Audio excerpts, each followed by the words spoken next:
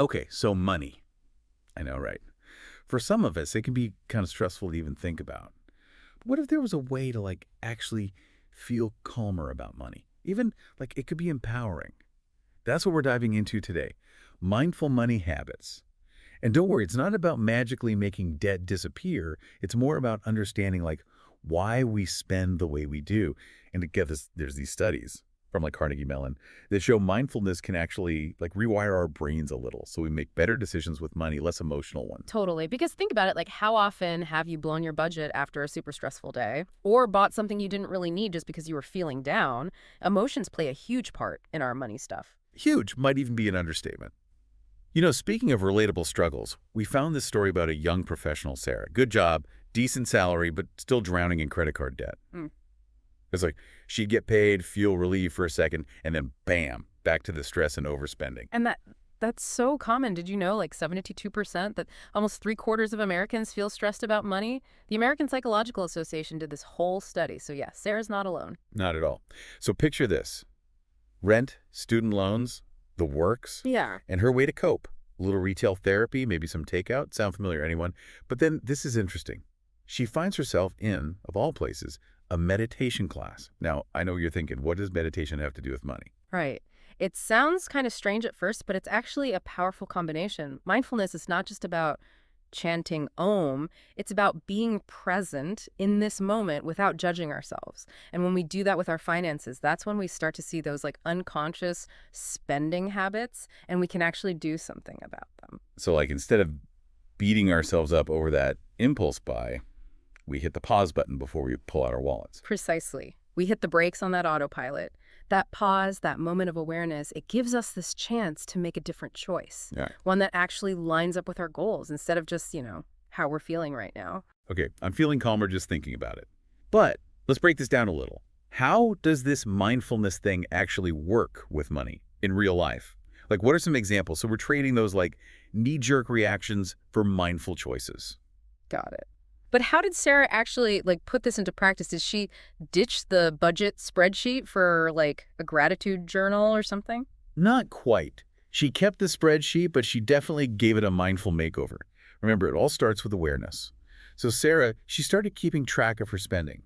Not to judge herself or anything, just to like see the patterns, you know? Like a financial self-assessment, but without the guilt trip. Yes, exactly that. She was using an app to categorize everything, groceries, going out, even those late-night online shopping sprees, everything. It was pretty eye-opening for her. I bet. I'd be kind of scared to see my takeout coffee expenses, to be honest. Well, that's the thing, right? It's not about judgment. It's just about information. Once she saw the patterns, then she could start asking those important questions like, why did I buy this? How did I feel before and after? Was it actually worth it? So, no more avoiding reality. She's facing it head on. But seeing those habits is one thing, right? Right. Actually changing them, that's a whole other story. It is. It is. It's a process. And remember, we're talking about building habits here, not some quick fix. And that's where mindful budgeting comes in. Okay, budgeting. But not like the restrictive kind that makes you live on ramen noodles, right? Exactly. Yeah. It's about making your spending match up with what you value most. Like Sarah, she realized she'd rather spend money on experiences than just like stuff. So she tried out a super simple framework, the 50-30-20 rule. The classic. 50% needs, 30% wants, 20% savings. But does something that simple actually work? It's surprisingly effective, and there's a reason for that. Right. Our brains, they like things to be simple. When you have a clear system like that, it actually reduces those moments where you have to make a decision. Less decision fatigue means you're less likely to just buy impulsively. So less mental energy on budgeting, more brain power for deciding what to have for dinner. I'm into it. But what about those wants, though? Did Sarah just, like, miss out on the little things? That's where the mindful part really matters. Yeah. Having that 30% for wants meant she could still have fun. But instead of just spending without thinking, she got intentional. Maybe she'd skip her daily latte, but then use that money to go on a weekend trip with friends, an experience, something she really valued. It's like that saying, don't live for the weekend, live for what you do between them, but make it about money. Exactly. Finding that balance, right? Joy in the everyday and planning for those bigger things that light you up. Which brings us to the maybe less exciting part, savings. Did Sarah, our resident overspender, actually manage to save money with this whole mindful approach? She did. And she used this trick, super simple but effective. Paying yourself first.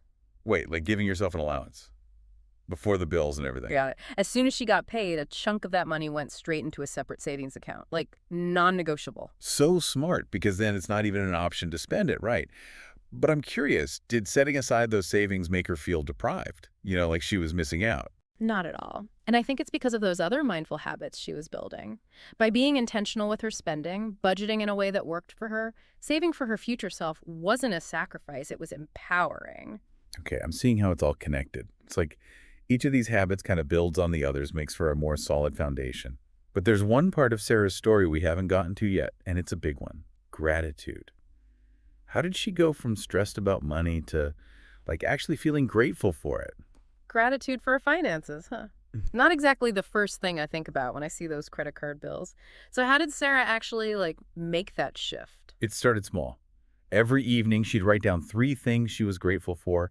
And some of them, yeah, they were about money. Maybe it was having a safe place to live, being able to buy fresh food, or even just, like, the peace of mind from having a little extra in savings. So even when things are tough, financially, they're still good to be found. But did that actually, change anything for her? It helped her see things differently. Instead of focusing on scarcity, she started seeing abundance. Because think about it, when we're constantly thinking about what we don't have, we're basically training our brains to be negative, right? Yeah, like that saying, where attention goes, energy flows. Yeah. If we're always focused on what's lacking, that's what grows. But if we shift our focus to what we do have, Things can feel more abundant. exactly. And the cool part is, gratitude isn't just some fluffy feel-good thing. There's actual science behind it. Studies show that gratitude can boost those feel-good chemicals in our brains. Dopamine, serotonin, all that good stuff. Okay, so gratitude, happiness hack, and good for our wallets. I like it. But let's be real. Life's not all gratitude journals and perfect budgets, right? Hmm. What about those times when we fall back into old spending habits, those urges we were talking about? They happen, we're all human. But mindfulness gives us a way to handle those moments. Remember emotional spending. Instead of just numbing out with a shopping spree, mindfulness helps us ask, what am I actually feeling right now? What do I really need in this moment? So before that impulse buy, we pause and ask ourselves, is this a real need, or am I just trying to fill a void here? Which, let's be honest, that's way easier said than done, right? Totally. It takes practice. But Yeah. think of it like building a muscle. Every time you pause, every time you make a choice that aligns with your values, that muscle gets a little stronger. Progress over perfection. I love that. So where does this leave Sarah? Is she living some kind of perfect, debt-free, mindful dream life now? Well, Sarah's journey's still going, just like all of ours. But here's the difference. She's not controlled by that financial anxiety anymore. She approaches money with awareness and, get this, even enjoyment. It's not this constant source of stress anymore. That's awesome. So as we wrap up our deep dive into mindful money habits, what's the one thing you really hope our listeners take away from this? You said it before, and it's so true. Progress, not perfection. Every step you take towards spending intentionally, budgeting mindfully, practicing gratitude, it's a step towards a better relationship with your money and a happier you. Perfectly said. So to everyone listening, remember, you've got this. You can totally change your relationship with money, one mindful choice at a time. And hey, you might even find yourself feeling a little grateful for those dollar bills. Until next time, happy budgeting, everyone.